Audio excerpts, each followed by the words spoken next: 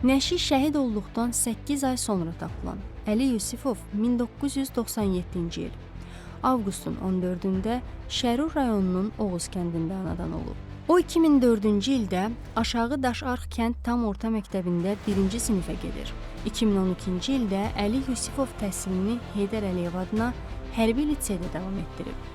O, hərbi liseyi uğurla başa vurduqdan sonra Heydər Əliyev adına Azərbaycan Ali Hərbi Məktəbinə moto atıcı ixtisası üzrə qəbul olub.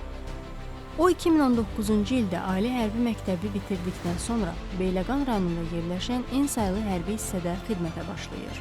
Əli Yusifov 2-ci Qarabağ müharibəsində qəhrəmanlığı ilə seçilir.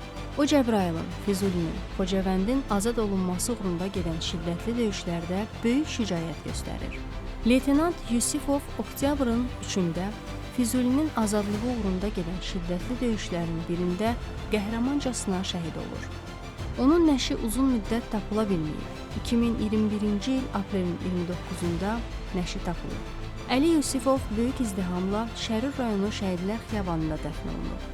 Azərbaycan prezidenti İlham Əliyevin sərəncamlarına əsasən Əli Yusifov ölümündən sonra vətən uğrunda Xocavəndin, Füzulinin, Cəbrayılın azad olunmasına görə medalları ilə təltif edilib.